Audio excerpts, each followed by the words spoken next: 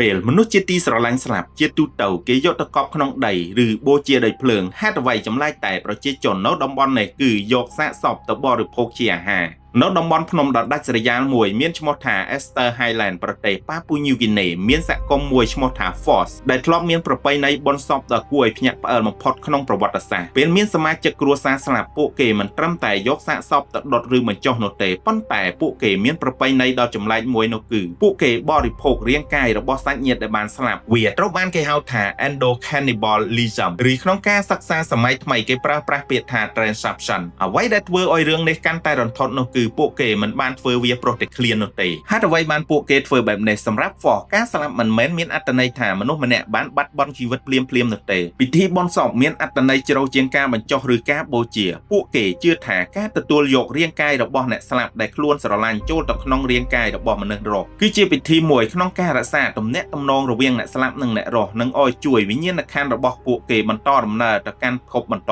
ទៀតហើយមានហេតុផលមួយទៀតដែលគួរឲ្យឈឺចាប់ជាងនេះនោះគឺពួកគេមិនចង់ឲ្យឃើញមនុស្សជាទីស្រឡាញ់របស់ខ្លួនក្លាយជាអាហាររបស់ដង្កូវនិងសត្វល្អិតផ្សេងៗនោះទេតាមការសម្ភាសន៍មនុស្ស South Fork ដែលបានឃើញប្រពៃណីនេះពួកគេចាត់ទុកថាវាជារឿងល្អដែលជារាងកាយរបស់អ្នកស្លាប់ត្រូវបានបរិភោគដោយមនុស្សជាទីស្រឡាញ់របស់គាត់ជំនួសឲ្យដង្កូវនិងសត្វល្អិតដូច្នេះអ្វីដែលមើលឃើញគួរឲ្យខ្លាចសម្រាប់មនុស្សសម័យនេះសម្រាប់ពួកគេវាគឺជាសេចក្តីស្រឡាញ់ការគោរពនិងការកាន់ទុក្ខតើពិធីនេះធ្វើដូចម្ដេចបន្ទាប់ពីមានមនុស្សស្លាប់ក្នុងគ្រួសារសាច់ញាតិកាន់ទុក្ខសាកសពអស់រយៈពេលប្រហែល2ទៅ3ថ្ងៃមុនពេលធ្វើពិធីនេះបន្ទាប់មកសាកសពត្រូវបានយកទៅកន្លែងមួយនៅក្នុងចំការឬនៅតំបន់ដែលមានម្លប់ហើយនៅទីនោះពិធីបុណ្យដ៏ចម្លែកនេះក៏ចាប់ផ្ដើមតាមកំណត់ត្រាសាកសពត្រូវបានកាត់បែងចែកហើយផ្នែកផ្សេងៗនៃរាងកាយត្រូវបានបរិភោគការអនុវត្តមានភាពខុសគ្នាទៅតាមតំបន់និងតាមភេទអាយុអ្នកចូលរួមអ្វីដែលគួរឲ្យភ្ញាក់ផ្អើលគឺស្ត្រីនិងកុមារចូលរួមសំខាន់ក្នុងពិធីនេះខណៈពេលដែលបុរសពេញវ័យចូលរួមតិចជាងហើយនេះនឹងក្លាយជាគន្លឹះដ៏សំខាន់ចំពោះអ្វីដែលកើតឡើងបន្ទាប់ប៉ុន្តែមានអ្វីមួយកំពុងសម្រាប់ពួកគេ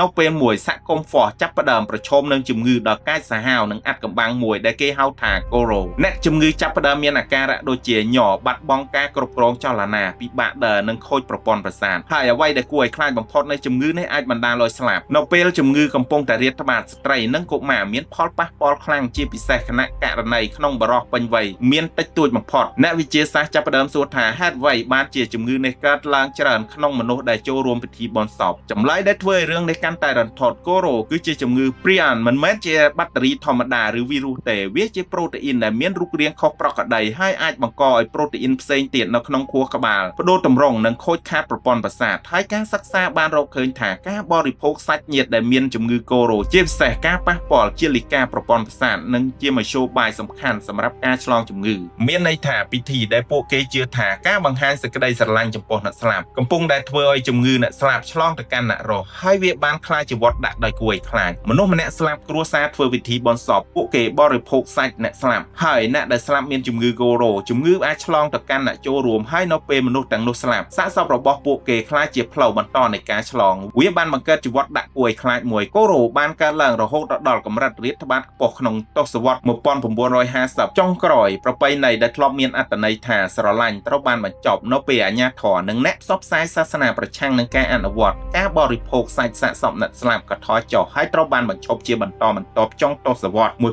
1950ហើយមានរឿងដ៏គួរឲ្យភ្ញាក់ផ្អើលមួយទៀត Goro មិនបានបាត់ភ្លាមៗនោះទេដោយសារតែជំងឺនេះអាចមានរយៈពេលលាក់ខ្លួនយូរខ្លាំងករណីមួយចំនួននៅតែបន្តកើតមានជាច្រើនឆ្នាំប៉ុន្តែពេលការបរិភោគសាច់សាកសពឈប់ការឆ្លងជំងឺថ្មីក៏បានធ្លាក់ចុះខ្លាំងថ្ងៃនេះ Endocannibalism បែបប្រពៃណីនេះមិនមែនជាពិធីដែល Force អនុវត្តជាទូទៅទៀតទេប៉ុន្តែរឿងនេះបន្សល់ទុកមេរៀនដ៏គួរឲ្យចងចាំមួយអ្វីដែលមនុស្សម្នាក់មើលឃើញថារន្ធត់អាចជាអ្វីដែលមនុស្សមួយក្រុមធ្លាប់មើលឃើញថាសេចក្តីស្រឡាញ់